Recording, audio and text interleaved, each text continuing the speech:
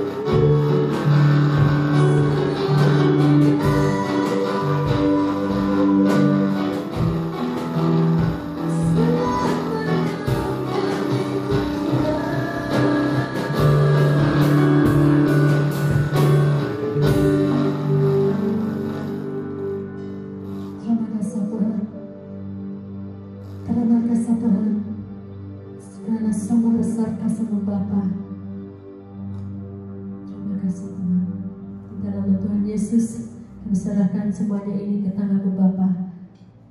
Dan kami katakan, amin. Shalom kepada jemaat yang dikasihi Tuhan. Hari ini kita sangat bersyukur kepada Allah karena diberikan kesempatan untuk membuat renungan bersama pada pagi ini, pada hari yang begitu indah ini. Sebelum kita merenungkan firman Tuhan bersama, mari kita bersatu dalam doa. Saya akan memimpin kita dalam doa. Bapa Surgawi, Bapa, kami bersyukur bagimu Tuhan atas kesempatan pada hari ini kami dapat membuat renungan bersama. Dan Tuhan, apabila kami datang ke hadiran Engkau Tuhan, kami percaya Engkau menyertai kami Tuhan. Dan biarkanlah Roh Kudus Engkau sendiri berbicara kepada kami Tuhan melalui renungan pada hari ini. Kami bersyukur Tuhan atas kesempatan pada hari ini. Di dalam nama Tuhan Yesus Kristus kami telah berdoa. Amin. Saudara-saudari yang dikasihi Tuhan, saya percaya setiap nama kita mempunyai makna yang tersendiri. Mungkin kamu sudah tahu makna sebenar nama Anda, dan mungkin Anda masih belum tahu makna sebenarnya nama Anda. Nah, nama saya adalah Joseph Pang, Pastor Joseph, dan maksud nama Joseph dalam Alkitab adalah tambahan. Di dalam bahasa Inggris adalah addition. Mungkin lepas ini, kamu boleh mencari maksud tersirat nama Anda. Saudara-saudari yang dikasihi Tuhan, sepanjang minggu ini, saya ingin memperkenalkan kepada kita semua. Saya ingin membawa kita semua merenungkan nama-nama Allah. Ada banyak nama-nama Allah di dalam Alkitab. Dan nama-nama Allah ini diberikan oleh umat Allah maupun orang yang percaya pada zaman dahulu. Nama-nama Allah bukan diberikan dengan sesuka hati tanpa ada maksudnya sebenar. Melainkan nama Allah diberikan berdasarkan sifat-sifat Allah.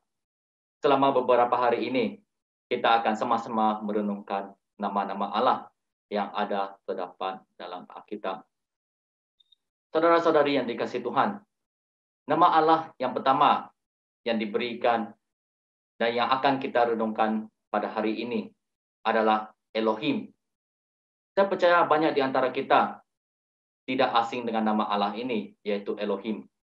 Saudara-saudari yang dikasihi Tuhan, Elohim adalah berasal daripada bahasa Ibrani yang bermaksud Allah yang Maha Kuasa dan Pencipta yang agung.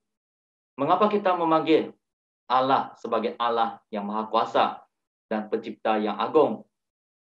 Karena apa yang dapat kita lihat pada hari ini di sekeliling kita, tumbuh-tumbuhan, haiwan, segala sesuatu yang ada di muka bumi ini yang dapat kita lihat, yang dapat kita sentuh, dan yang dapat kita dengar, dan yang dapat kita hidup adalah ciptaan daripada Allah.